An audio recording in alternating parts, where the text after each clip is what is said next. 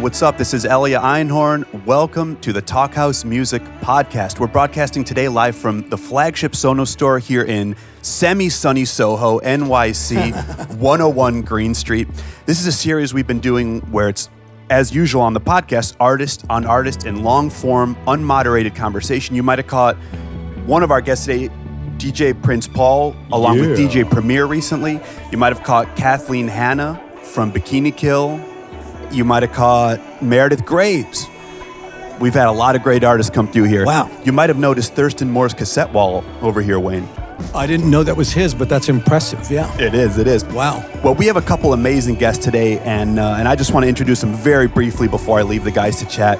All right. The absolute legendary hip-hop producer, Prince Paul. Ooh, I'm feeling good about myself. Yeah. He is Stetsasonic, De La Soul's producer. Yeah. I mean, I'm talking about Gravediggers, Handsome Boy Modeling School, and your newest project, Brookzilla, blending Brazil and hip-hop from Brooklyn. Wow. Yeah, man. And we have the one and only psychedelic adventurer for over 30 years now. Here. Now I'm feeling old. So you were like, your story, you're like, oh man, I'm feeling, now it's like 30 years. Man, I know. Thank you. I'm a man of a certain age too, trust me. Yeah. The Flaming Lips, Wayne Coyne. I'm going to leave these men of a certain age to chat for you. I'll be right back. Fans, leave your questions on Facebook and we'll ask the gents. Oh man, So- this is going to get interesting. Yeah. Well, before we'd been sitting here for a few minutes without the show going.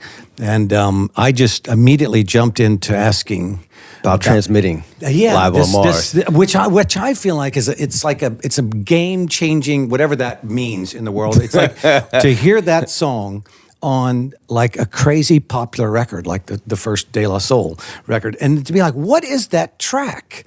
You know, I think it was before we really understood really what sampling was.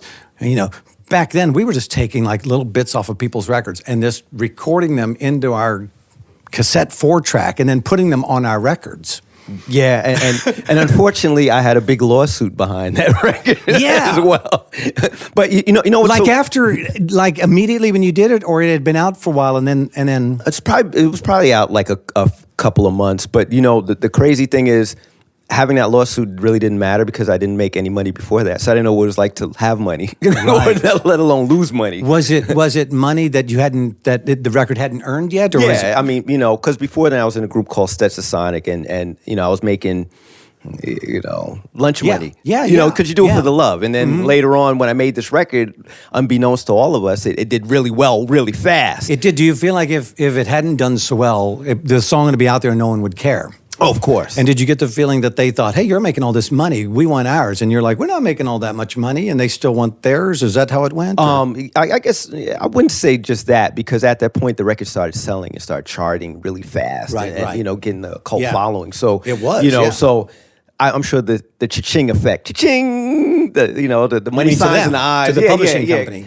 came up in the eyes, and I mean, I would have did the same thing, you know, in hindsight, you know. Did you not think that was going to happen, or you hadn't considered it, or you thought it might happen? Oh no, I mean, I was a kid. I probably didn't care then, because it was all about the music. It had nothing to do. I didn't exactly. Yeah. You know, you give it to the label. It's in the label's hands. It's in the lawyer's hands. And of the you label. felt like if there's going to be some trouble, they would probably. Oh yeah, because I know I wasn't getting in trouble, because I was like, I did my part, you know. And that's a long debate. With, you know, the label will go and say probably something different. But I mean, as time went on, you know.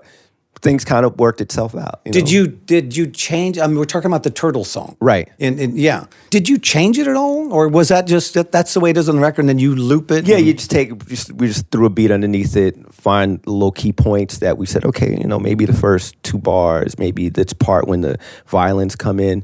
You know, Paz had a lot in the group, had a lot of putting that together, and then it was, you know. Did you? Then all the magic happened. So it was. The not the Turtles themselves, not the people in the group, but like a publishing entity. No, see, now this is where the story gets beautiful. This is what was told to me, is that apparently one of the guys in the group of the Turtles, his daughter was playing the De La Soul record in the house, and you know, he's chilling, and all of a sudden he walks past and he hears this song. He goes, peeps his head back, and he looks in and goes, "Hey, play that again.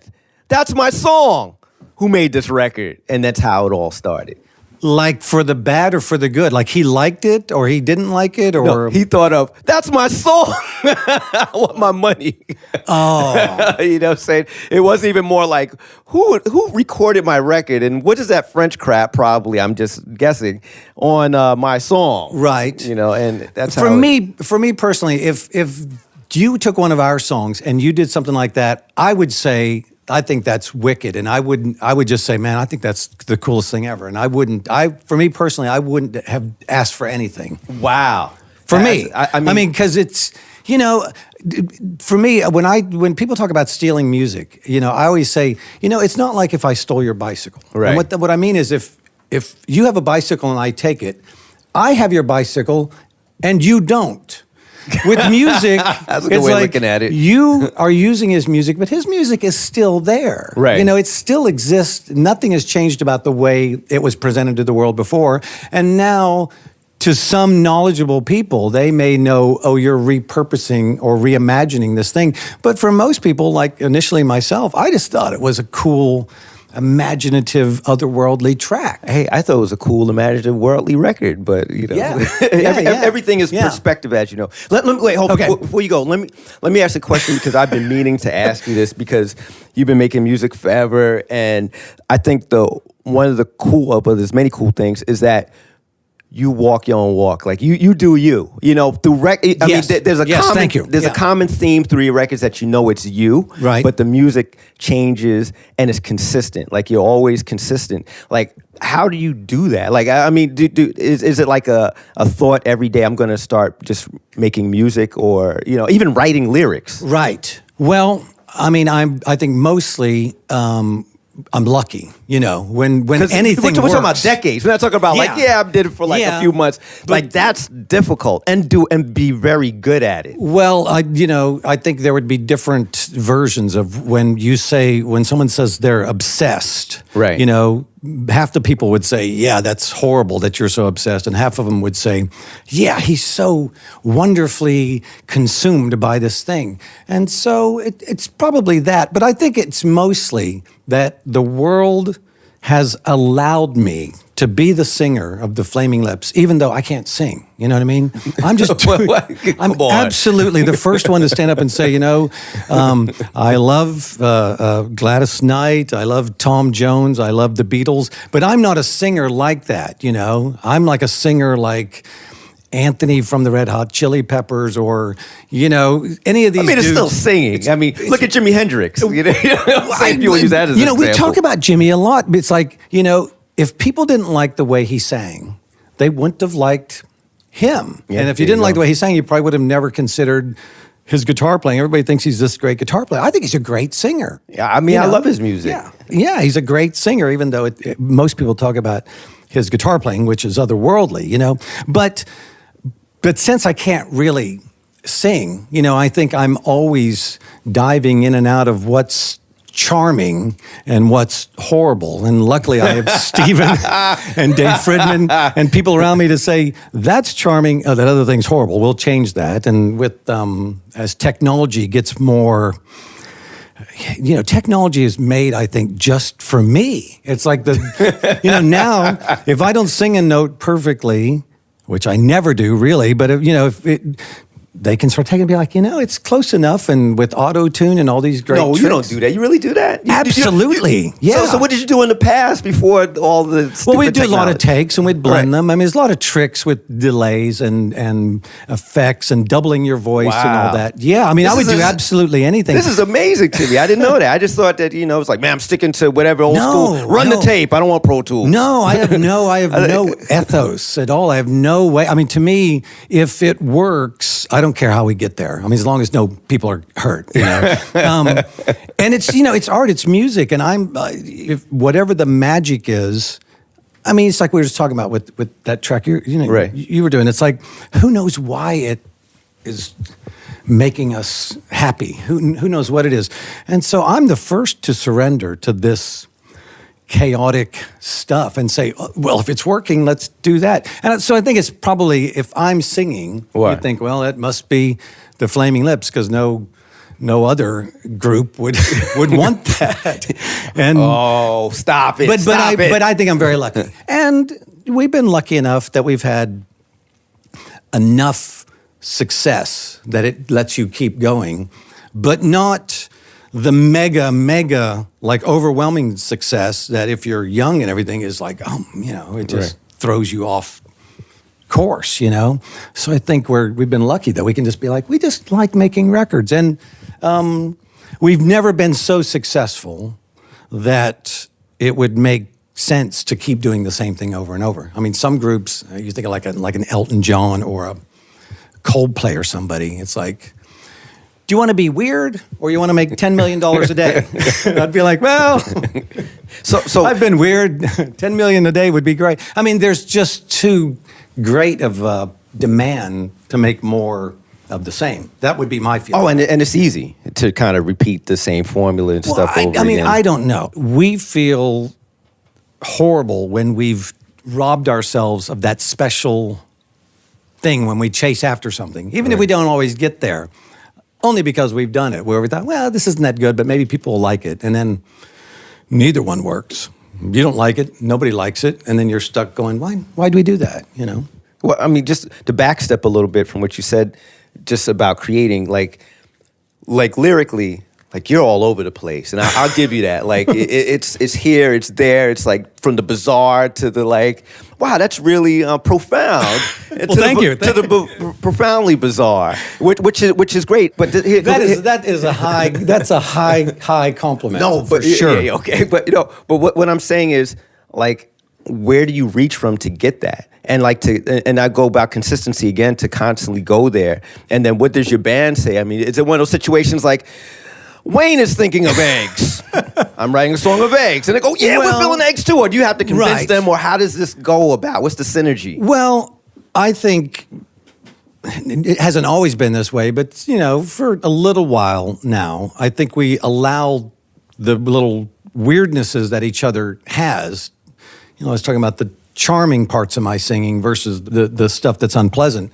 I think with Steven, the other main musician and writer in the group, and Dave Fridman, our producer, you feel like if it's really bad, they're going to help you and say, okay, that's not good. And, to try to be thick-skinned about it and say, and I think the more you do it, the less of that comes into it. I may think it's the greatest thing ever, but if it's not really working, I'll just go, okay, well, it didn't work. I'll just try something else. That probably helps, but that I'm older too. I think when you're younger, your feelings have so much to do. It is way different, right? With everything, which is wonderful because you have this great guide. And I think singing, if you're lucky, we have our own studio, so we can spend a lot of time, which sometimes I think is restricted to people because you get one or two takes, and in hindsight, you're like, oh, I wish I could do that again. To where when I have that hindsight, if the record isn't already out, I just do it again and try again. And have you found that sometimes your first takes are the best ones, or you totally, yeah, and with. Like I said, with the helpers, having Steven there and Dave Fridman, who's a master producer, and I could see he's taking notes and he's making me sing it, 3 or 4 other times. I never do like 100 takes. There's none of those sessions. Let's take 95 that we took. Can we play that back? I mean, I wish that there could be some acceleration of qualities as I did it, but I wouldn't really know if I'm sharp or flat or any of that. But they'll encourage me to be like, oh, try this, and they'll maybe sing a piece of a melody, and I can sometimes tell when they laughed, like, he didn't do what we asked him, but what he did is really great. And Steven and Dave would go, oh, that's the 13th note, and then he does this minor over here. And so I think without their help, I would be a very normal, boring singer. But with their help, they're seeing my eccentricities and charm happen. And like I said, then through the wonders of technology, take away the things that don't work, just keep the things that do. And that's amazing. That's a wonderful, wonderful way to go about creating that track. And even though it's me singing, there's a lot of, structure, and there's a lot of, picking pieces to make it work. And in the early days, when we weren't aware of all that or weren't thinking that it could work like that, I don't think they're as charming. I don't think the records are as charming. And occasionally we would do something that really worked, and we would ponder for a long time. Why does that work?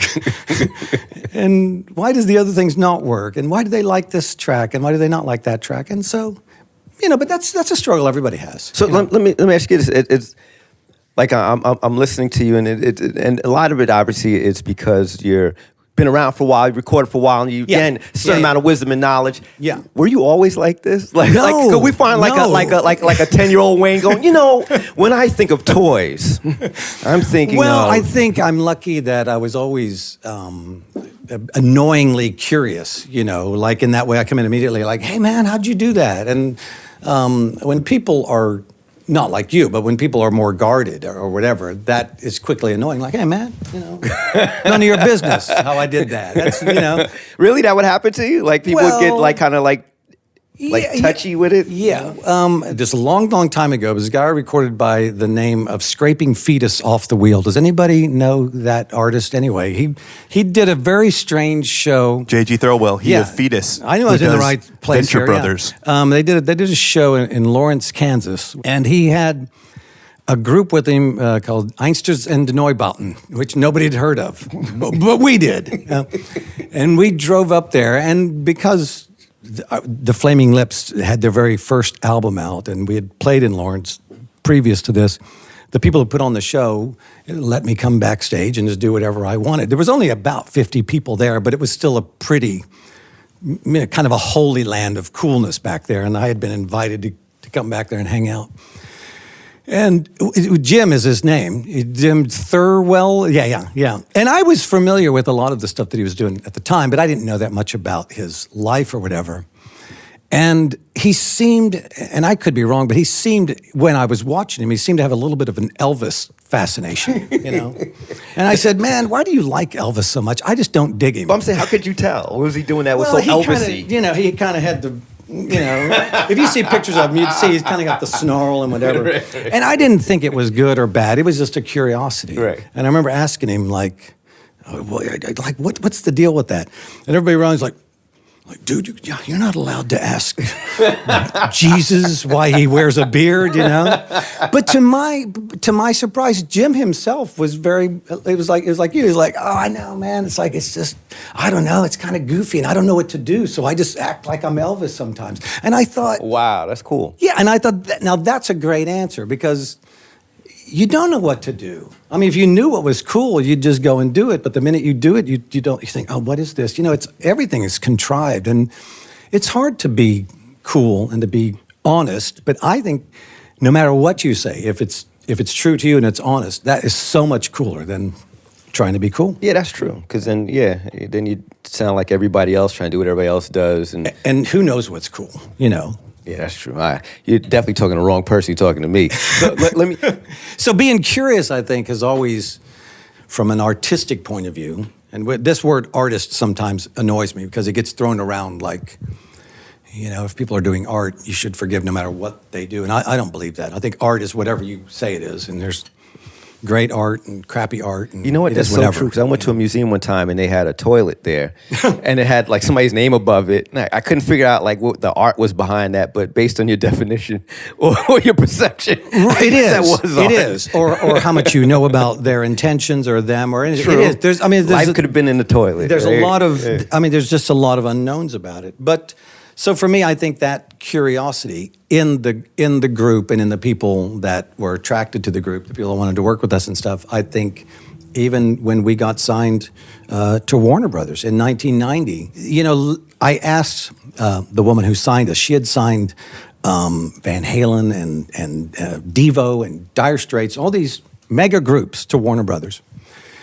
And I asked her a couple years later, it's like, why did you sign us in the beginning? Thinking that she'd name a song or saw you guys do this or that.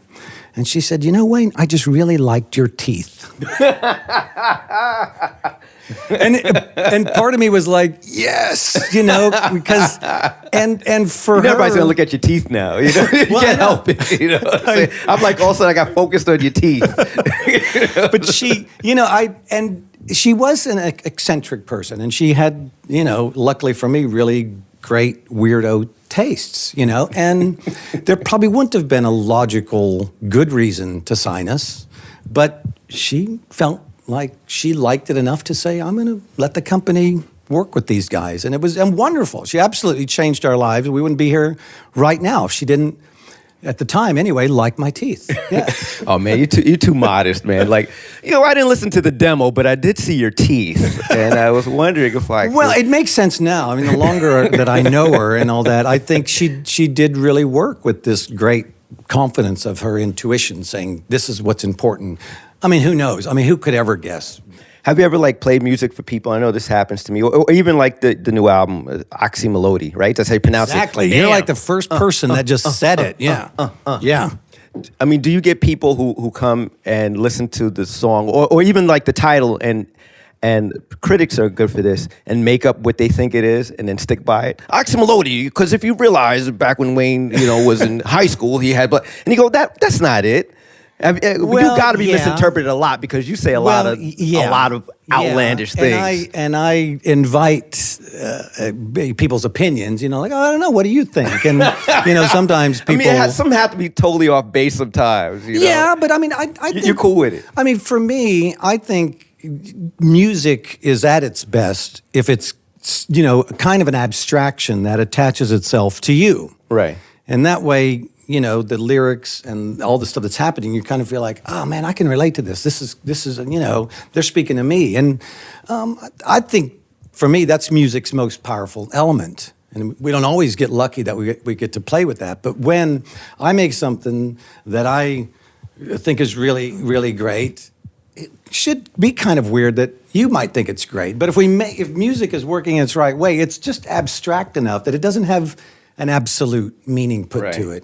You put most of the meaning to it. I give you a little bit, and it's wonderful. But how about if it's something like that you're like, man, this is a song about, it could be something real touching to you, meant a lot to you, and somebody's like, is this the time when you got shot? You're like, it has nothing to do with that. I never got shot. Yeah. And you take it kind of personal? Like, I would refrain from doing, even if I felt it in my mind, I would be like, that's okay. I mean, I would allow that people should say to me, that's what music is. If it means that to you, then who am I to say it's not true, if it's true to you? Right. I would never be, outwardly offended that someone said anything. I'd be like, oh, that's cool. You're wrong, or that's not what I intended. But I mean, I would allow that sometimes I hear what people think of songs, and I think it makes it absolutely better. Wow. Yeah. That's great. And I mean, we have a song. So it's probably our most popular song. It's called "Do You Realize?" And when we wrote it, it wasn't considered this powerful universal statement. We were flowing along with songs on the Yoshimi Battles of Pink Robots record, and it was one that we liked quite a bit, but it didn't stand out to say, you really did it that time. Right. It was just, this is another fun, great song, and we worked on it and embraced it and all that stuff. But we were lucky that we didn't have that much time to work on it. And we kind of worked on it, and then we had to leave and take a break or something. And in this break, we were still going to mess with it and do stuff to it, but for the time being, it was in this kind of folksy, easy to understand sort of what the song is supposed to be about area. And the very moment people heard it, they're like, oh, that's the song. That's the song. I mean, that sounds like something I would play at my grandmother's funeral. And I'm like, wow.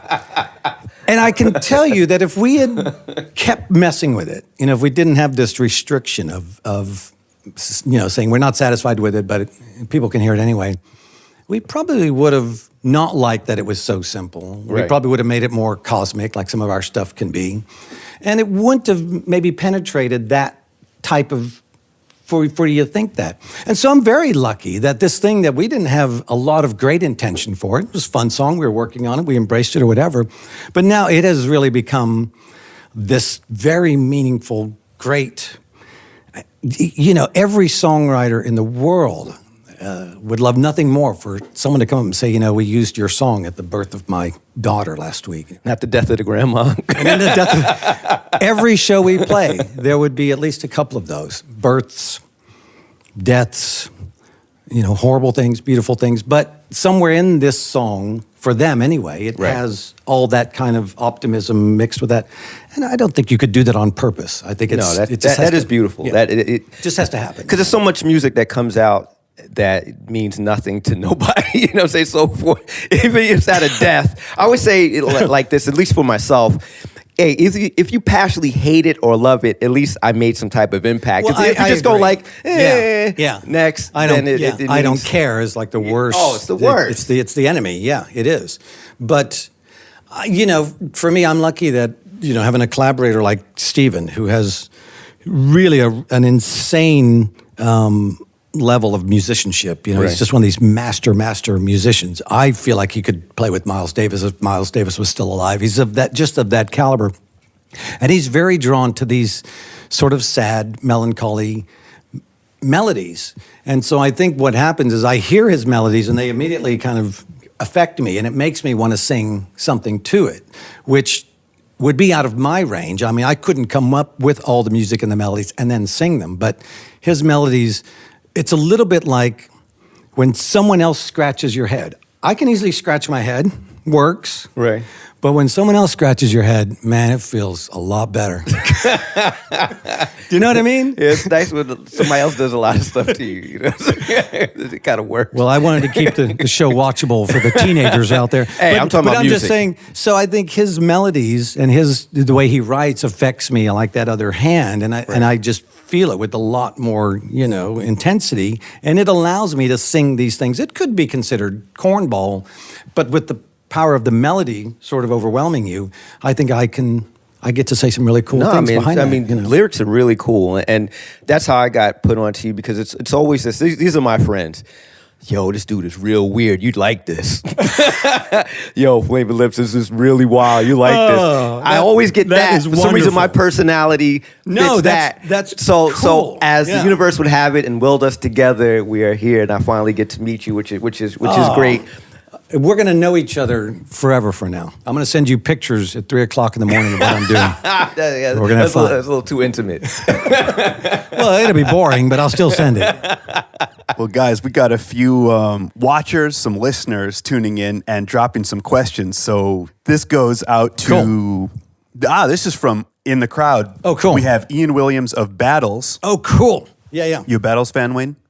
I don't know all their stuff, but I know some of it quite well. Yeah. I'd say I'm a fan, but I don't want to be called out to what was their latest single. Well, what was it? Fuck. We a family. Yeah, we'll just take that. So there's a question from Ian Williams for Wayne. Okay. Ask him about whether he's in the Google Maps photograph sitting in a bathtub in his backyard. See, not everybody's going to know what he's talking about, but I know what he's talking about. Give us some context. When Google Maps was traveling through Oklahoma City with their all-seeing eye on the top of the car, it's quite a while ago now, I was in my front yard constructing a big elaborate thing for Halloween for the neighborhood kids. And at the time, I think we have a sign up in some bathtubs, and it was called Blobs in the Bath. And as I'd spend the 4 or 5 days just before Halloween, the kids in the neighborhood would just love this. They'd see this weird old guy out there and they'd be like, hey man, what are you doing? And I would involve them and get them to help and, get involved with all the fake blood and all that sort of stuff. And my neighborhood is a pretty low income. Some of it's great, but some of it is horrible neighborhood. I've lived there my whole life. And to have these neighborhood kids who, some of them wouldn't have a Halloween. Some of them didn't have any costumes. They didn't have anybody to take them out trick-or-treating. I would do this thing mostly because I loved it and got to indulge this, mad scientist, building Halloween things. But I also saw that, hey man, these kids in my neighborhood, they get to have a lot of fun doing this. There was a time where I made, in our show, I go out in a space bubble. It's really just a plastic bubble that I get inside of and sing. And he goes across the crowd in case you haven't seen the Flaming Lips live yet. If you're the Flaming Lips, you have about 20 of these. Some of them are more scraped up and have holes in them, whatever. And one year I made this giant brain that would speak to the kids when they came into this giant circus tent. By then, it had evolved to a bigger thing. The brain was actually one of these space bubbles that I just put a bunch of rubber on. And I had it attached to a leaf blower, and I had some pre-recorded stuff that I could trigger with my feet. They didn't know it. I was standing at like a table, and I could trigger these things. These kids would walk in, and this giant inflatable brain would say, "Who is this?" This is amazing, man. And it's scary. Even though they made it with me, I swear to God, they made it with me the day before. But when they came in and saw it in real life, it still scared them. And I looked at them, I was like, you know how I did it? Now, like, I know, but it still scared me. And I have vowed to try to live my life like these kids. And what I mean is to say, you tell me how you make your records. And I'm fascinated. And then when I hear them, the magic isn't gone away. The magic is even better, like those kids. They know it wasn't real, and yet they still allowed themselves to be blown away by it and scared. And so for me, I'm doing this thing, but I'm learning so much about the joy of life and surprises and what really scares little kids.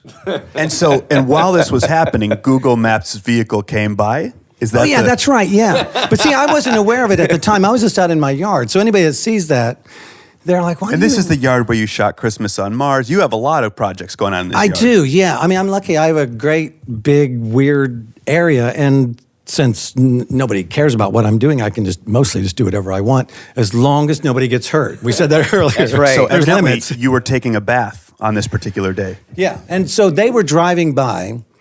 The Google all-seeing eye was driving by when I was probably in the second day of putting this together, and now I'm forever known as the guy who sits in a bathtub in his front yard. But I'm not sitting in it; I'm standing by it. But the story gets simplified. So all the stalkers have to do is sort of just like go all around Oklahoma City on Google Earth. Well, no, if you're a real stalker, you can look at it exactly and see. I mean, No, there we go. they know what they're doing, yeah. This next question is from another artist in the crowd. This is another member of Brookzil, the MC Gorilla Urbano. This is a question for his bandmate, DJ Prince Paul. All right. What? I get a question? Prince Paul, what would you do if you weren't a DJ? I'd be living in Oklahoma City, helping him build stuff in his yard. What? Scaring kids with giant brains. Man. What? That sounds like fun. And you would do it too. Yeah, I would. I think it would work. You heard it here first. Collaboration. Prince Paul, Flaming Lips. Hey, if it's not this music, is the new man. Fuens. It's actually, they're going to build something instead of record. We are. I think we really will. Yeah. There you go. We have a question from Bauhaus for you. This is from David J. of Bauhaus and Love and Rockets, Wayne. Oh, yeah, for sure, yeah. Is he here? He's not here. He's not here, no. He sent this one into us. He's in Los Angeles, yeah. The Lips did a great cover of Love and Rockets' Kundalini Express. Were you thinking Devo when you recorded that? No, but I... That's the question I had earlier. Look at that, you're doing it now. Man, by actually, it's like, do people misinterpret? Well, I could see where, if we were able to play it, I think you could see what he means.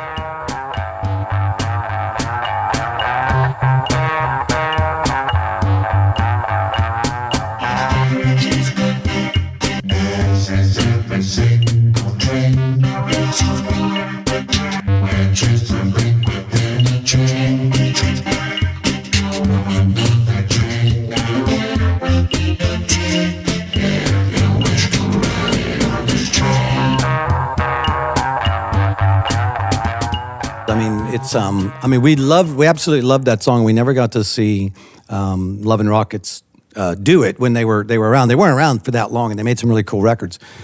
But we have we do a lot of covers. You know, it's one of the joys of having a recording studio and having friends that know so much about music is you can just do other people's songs. It's a great joy. I don't know why everybody doesn't do it. You know, but we have a sort of a default button that Stephen and I push when we don't know what to do with the song. And we'll say, well, let's make the voice a vocoder so it doesn't sound like us or the artist. And he and I will try things, but you know, if we've tried 100 things and it's not working, we always go to this default and he'll know what I'm talking about. We've done like 3 or 4 songs in that way. So to answer David J., no, but it does remind you of Devo, but and we've also done Devo covers, but I can understand where he might think that. Yeah. No. It's art interpreted. And we know from the talk you did here at Sonos 101G with DJ Premier, we have another huge Devo fan there. Remember, Primo was talking about DJ has the Premier hat and evidently everything. owned the full Yeah. Devo suit. Yeah. We established Oh, that no day. way. Yeah. Wow. Devo is so insanely original and so, I mean, reminded of just how original and freaky and bizarre Devo was. You know what I mean? Like, there's Devo and there's nothing like them at all. And they're making popular records. Insane. Still is. You hear it now, you're like, what is this? Now, it could have been made yesterday. This leads me to my next question. Talking about things that were made a while back that could have been made yesterday, I want to ask you because it is my theory that you in Stetsasonic This is scaring invented me. trap. You invented the trap. Those hi-hats, you know what I'm talking about. It's bad enough I get blamed for skits, which kind of destroyed the hip hop album. But yeah, you talk about the triple hi-hats. Yeah, exactly, man. Exactly. Yeah, that was a mistake. You know, but nothing is a mistake. The audience is losing it out here. You know, but nothing is a mistake. So you're serious? It was a mistake. Yeah. It's one of those things. And see, and that's the beauty of having tape and everything back in the days. And you're right, when you just got a limited resources and time, you got to go. Yeah. And you're just like, I just left it. And then all of a sudden you come back like, whoa, okay. It's not as bad as I thought it was. That happens a lot. Where in the time what you were intended to do doesn't work, and you feel like, this isn't working. But if you get a fresh look at it, sometimes you hear what you did, and you're like, oh my god, Yeah, you step back It's and really like, cool. whoa. Yeah. But man, see, I could keep on talking forever. That's why I think the problem sometimes a little bit is with computers, because computers, it will really make you go, that's wrong. That's wrong. That's wrong. That's wrong. Yeah. You know, any of that can be a help or can take you into an endless, undecisive world. But I mean, for me, I like the computers because you can just keep changing it if you want. You can redo it, and if you're lucky, you do have other people that have perspective. I mean, someone like a Dave Yeah, that's Fridman or true. Steven, and they're very intense. You know, I've worked with them in the way that I want to, where it's like we're not going to spend all week saying maybe. You know, they're like, nope, doesn't work, and I'm like, but I'm crushed. And I have to get over it, you know. And that's what you do. You know, you want to know that's working the way I thought or it's not. And and sometimes, you know, every artist does this. Sometimes you just don't care what anybody thinks. Oh, yeah. You know, and one out of every 10, I'm like, it's just me standing here. Sometimes it works. Apparently has worked for you. You know? What do you get blamed for, Wayne? Prince Paul gets blamed for the skits and hip hop records, and now for inventing trap. Although to me, I'm not blaming. I'm not. This is no blame game. I fuck with a lot of trap. I get blamed for making Miley Cyrus a drug addict. But she was a drug addict long before I met her. Oh, now this is the juicy stuff. Keep talking. You've got a sort of a BoJack Horseman situation going on here. Well, I don't really get blamed for that for anybody that knows her or anybody that's more than 12 years old. But I mean, I think, you know, people look at me and look at some of the things that we've done together and they think there's no way Miley would consciously consent to doing that. I must be drugging her and then making her go record with me, make videos with me, and take her on tour. And she's obviously we've drugged her. I mean, if you came backstage, she would be unconscious and it would be feeding into her arm. And then somehow it's a great drug because she's awake and everything, and it seems like herself. But yeah. But Wayne, she partied in the USA for so long before she met the Flaming Lips. Well, that's what I try to remind people. I know, but I think some people just, I mean, regardless of what the truth could be, the truth's more boring anyway. I mean, if you are young enough and you've absolutely embraced that type of music and character and all that, yeah, it's a very hard blow to move past that, and you want to blame somebody. I'm a good person to blame. I'll take all the blame. I'll take any blame that they want. There you go. That's beautiful. All you have to do is go on Google Earth, find him in the bathtub, figure out the address, send him hate mail. Last question. I've been monitoring Or send your it comments. now. We'll go through it on the show. Yeah, thank you so much for everyone who wrote in. This is from Lockie Noble. Hey guys, thanks for doing this live stream. You're welcome. Thank you for watching. Question for Wayne. What's your personal favorite Flaming Lips album so far? Okay. Mine's either The Soft Bulletin or The Terror. Looking forward to Oxy Melody. Oh, thank you. Okay. Yeah. Well, it probably would be The Soft Bulletin just because it's always with us, you know, and it's always part of when those songs, like I was talking about earlier, Do You Realize isn't on that record, but it's of that same sort of ilk, songs that absolutely go penetrate people all the way to their core. And there's things on the Soft Bulletin that I think do that. That's not because we know what we're doing. I think we were accidentally following our desires and our creativity, and something happened that allowed that to be in there. And I don't think I could ever purposely do it again, you know? And that's so, to me, it is magic too. I mean, it's an old record now. I mean, we started recording it at the end of 1996, so it's a long time ago. And sometimes even when I hear it now, I go, man, those dudes, they got something going on. Now, I felt like I heard a little bit of that in Oxy Melody, though. I mean, luckily, it's a thing that we like and that we embrace and all that. But it's, you know, when people are experiencing real profound sadness, you know, they don't want to be told, everything's going to be all right, let's go party. You know, they want to hear about how sad you are and how you get through your sadness and what is sadness and what is that.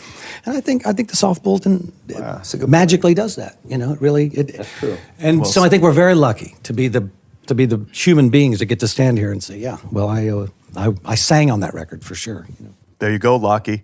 And we have to cut this off just because of timing. Thank you so much to Joe and Morgan for filming today. Yeah, and it was such a great combination. I couldn't have... Oh, no, this was fun. They asked me who, and I was like, I don't know. And then they picked you, and I was like, well, let's see what happens. It couldn't have been better. It was great, man. It couldn't have been better. I've learned so much. Yes. Thank you so much to Mark Yoshizumi, our engineer, for running audio on this, and welcome to New York, Mark. He just moved here the day before yesterday. Here he is. People here are going to defeat you, man. Yeah, they're tough. Now, Wayne and Paul, would you help me do one thing before we sign off? Sure. I just agreed. We have Trent Reznor's new favorite band, Kite Bass, in the audience. Kite Bass. Bass. Yeah, it's Nixie from Savages, and it's Kendra, whose birthday it is today. I was wondering if you could help me sing Happy Birthday to Kite Bass's Kendra. Kendra, yeah. Happy birthday to you. Happy birthday to you. Ooh. Happy birthday, dear Kendra. Of Trent Reznor's new favorite band, Kite Bass.